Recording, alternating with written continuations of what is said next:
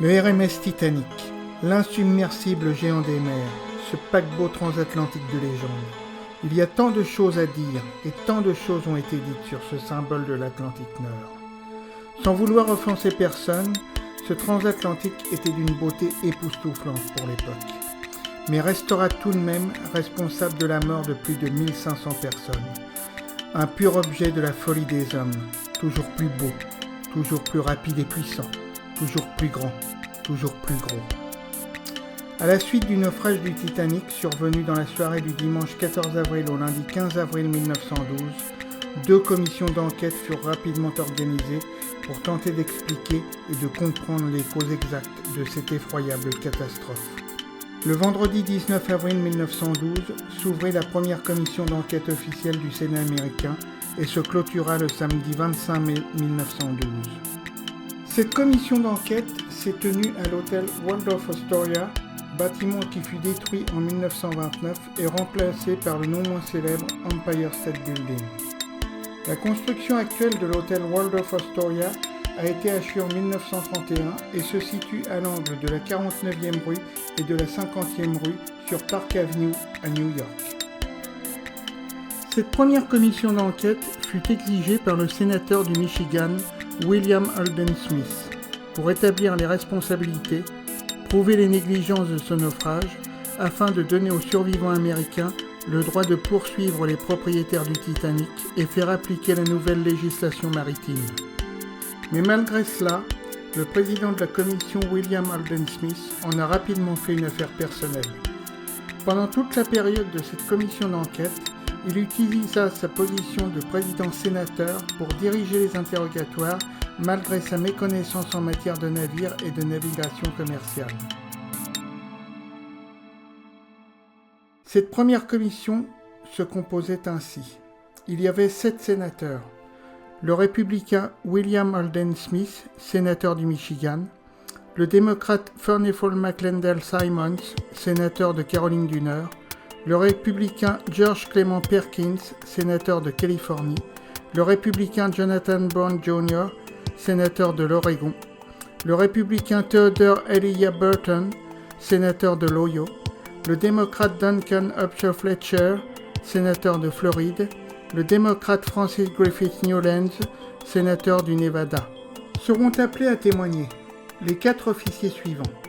Charles Herbert Lightoller, 2e officier, Herbert John Pittman, 3e officier, Joseph Grove Boxall, 4e officier, Harold Godfrey Law, 5e officier, ainsi que 82 témoins parmi lesquels 53 citoyens britanniques et 29 citoyens américains, qui inclut bien entendu les 34 membres d'équipage, les 21 passagers des 3 classes et 23 témoins divers.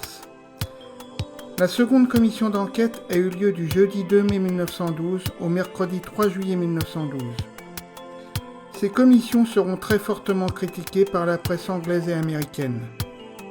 La presse anglaise notamment reproche très vivement au sénateur William Alden Smith sa méconnaissance en matière maritime et son rôle trop emprunt à la politique. Il s'attaque sans cesse aux grandes compagnies maritimes et en particulier à l'International Mercantile Marine Company dont John Pierpont Morgan est le gérant et de ce fait le propriétaire du Titanic. La presse anglaise reproche également au sénateur Smith de trop s'attarder sur les accusations qu'il porte au capitaine du cargo transatlantique SS Californian, Stanley Lord, pour sa non-réactivité la nuit du naufrage du Titanic et qui avait pourtant envoyé un message à ce dernier, 1 heure avant le naufrage, lui indiquant la présence de glace et d'iceberg dans ce secteur. La presse américaine et anglaise suivront de très près chaque déposition et n'hésiteront pas à blâmer un grand nombre de personnes, justement, ou injustement d'ailleurs. Après une lecture faite par le sénateur Smith d'une déclaration sur les origines et les buts de cette commission d'enquête, la première personne à être appelée à venir déposer est Joseph Bruce Ismay, président de la filière Waystar Line. Bruce Ismay a depuis la veille la presse américaine contre lui. Il est en effet accusé de plusieurs choses, et la presse s'en amuse et lui donne même le surnom de Brute Ismay. On le soupçonne par exemple d'avoir poussé le commandant du Titanic Edward John Smith à avoir accéléré dans une zone réputée dangereuse, mais également d'avoir pris place dans un canot de sauvetage, sachant qu'il existe une doctrine non officielle certes, mais que l'on doit appliquer lors d'un naufrage, surtout lorsque l'on est un gentleman, notamment avec un nombre insuffisant de canots de sauvetage par exemple. Et dans ce cas, ne dit-on pas les femmes et les enfants d'abord, comme il a été dit lors du naufrage du Birkenhead Drill en 1852 ? Dans ces circonstances extrêmes, les femmes et les enfants sont bien sûr prioritaires dans les canots de sauvetage.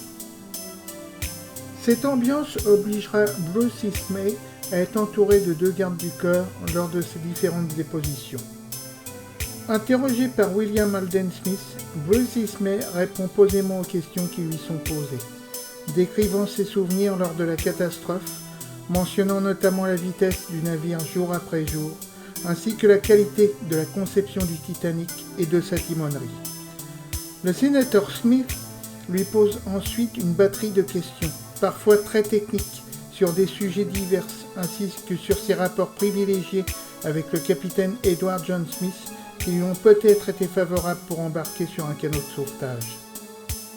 À plusieurs reprises, le sénateur William Alden Smith tente avec une très grande fermeté, mais sans succès, de faire apparaître la responsabilité de la filiale White Star Line dont Bruce Ismay est le président. Ce dernier est finalement congédié et peut quitter la salle du Waldorf Astoria. Il lui est cependant demandé de rester à la disposition des enquêteurs pour répondre à des questions qui lui seront posées ultérieurement. Vient ensuite le capitaine du paquebot transatlantique britannique RMS Carpathia, Arthur Henry Rostron. Il est tout d'abord longuement félicité par l'assistance. Il fait ensuite un récit détaillé de cette terrible nuit, expliquant minutieusement les dispositions qu'il a prises pour se rendre le plus rapidement possible sur les lieux du naufrage du Titanic et ainsi recueillir les rescapés. Durant son témoignage, la commission s'attarde sur le nombre de canots à bord du Titanic. Arthur Rostron explique que le nombre d'embarcations ne dépend pas de la taille du navire, mais de sa conception, de sa robustesse, et que le RMS Titanic était considéré, comme le disait Thomas Andrews, l'architecte du Titanic, pratiquement insubmersible. D'autres, comme les chantiers navals Harland & Wolff, par exemple, qui ont d'ailleurs construit les sister ships, l'Olympic et le Britannique, mais également son propriétaire, John Pierpont Morgan, qui ont déclaré suite à la collision entre le RMS Olympic et le HMS Hawke que même Dieu ne pourrait pas couler le Titanic. Le nombre de canots à bord du Titanic était conforme à la réglementation du Board of Trade, ministère britannique du commerce, et donc jugé suffisant en cas d'avarie. Le nombre de canots de sauvetage était ainsi conçu. 14 canots de 65 places, soit 910 places. 4 canots de 49 places, soit 196 places. Et 2 canots de secours de 40 places, soit 80 places. Ce qui fait un total de 1186 places pour les 20 canots de sauvetage présents sur le Titanic. Le sénateur Smith lui pose alors la question. Il y avait pourtant plus de 2200 personnes à bord. Arthur Rostron lui répondant, « Ce n'est pas moi qui ai donné la conformité du Titanic, mais le Board of Trade. Pour eux, il était conforme. » C'est au tour de Guglielmo Marconi, inventeur de la télégraphie sans fil, à être interrogé sur le rôle joué par cette technologie dans le naufrage. En effet, c'est grâce à cette nouvelle technologie que le RMS Carpathia sera rapidement averti de la catastrophe. Guglielmo Marconi explique également qu'il a utilisé le code Morse international CQD comme Quick Distress, ainsi que le nouveau code SOS, qui veut dire selon l'interprétation des uns ou des autres, Save Soul, Save Ship, ou encore Send Succor. L'officier Charles Herbert Lertole est ensuite appelé à témoigner. Il raconte qu'il a réussi à dégager le radeau B juste avant de tomber à l'eau et qu'il a pu se placer sur le radeau retourné avec une trentaine de personnes. Il explique ensuite qu'il a pu être accueilli sur le canot numéro 12 et affirme qu'il est le dernier escapé à embarquer sur le Carpathia. Sommet de questions et des allusions douteuses de la part du sénateur William Alden Smith, Charles Latolleux, furieux, s'énerve et devient insolent, quittant la salle de la commission dans un silence de stupéfaction. L'opérateur radio du Carpathia, Errol Thomas Cotton, qui a reçu l'appel de détresse du RMS Titanic le soir du 14 avril, se souvient qu'il faisait froid ce soir-là et que la mer était très calme. Ayant fini son service, il s'apprêtait à aller se coucher. C'est à cet instant qu'il a reçu et répondu aux appels de détresse du Titanic. C'est ainsi qu'il a pu prévenir son capitaine, Arthur Rostron, qui s'est lancé immédiatement au secours du paquebot en perdition. Après que le Carpathia ait récupéré les rescapés, Errol Cotton transmet des informations essentielles à la terre ferme, notamment la liste des survivants récupérés à bord. Arrivé à New York, il vend son récit $750 au quotidien américain The New York Times.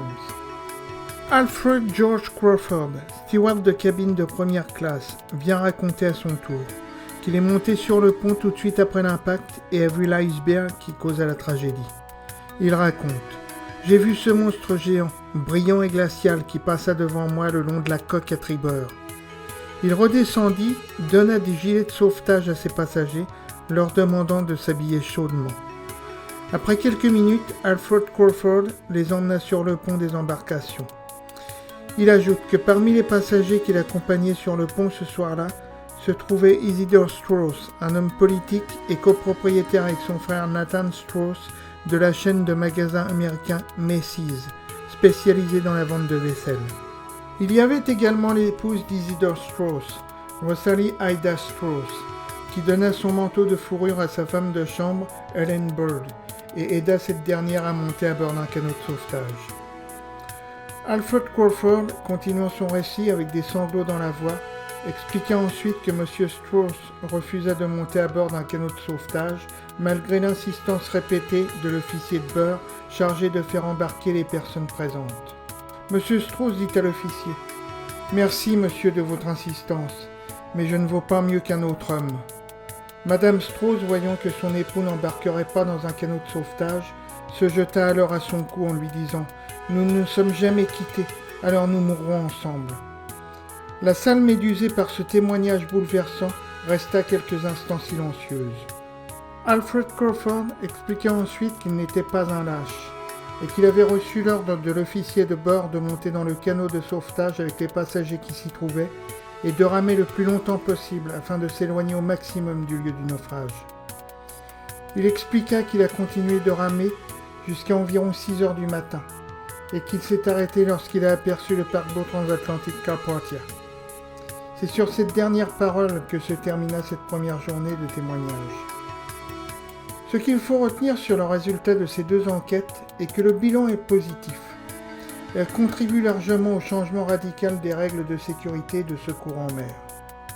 Un plus grand nombre de systèmes de détresse à bord de chaque navire, davantage d'embarcations de sauvetage, une construction des navires plus adaptée et plus résistante, des appareils de navigation beaucoup plus performants, des instruments d'observation en plus grand nombre pour les paquebots et les navires marchands, de nouvelles règles de sécurité, des contrôles réguliers des secteurs à risque et qui seront ainsi répertoriés sur les cartes de navigation, l'adaptation de l'allure sur des mers à risque, une formation plus longue et plus structurée pour tout le personnel navigant et plein d'autres choses encore. Pour conclure, je citerai un très court proverbe français qui dit ceci : « À vouloir trop, l'on perd tout. »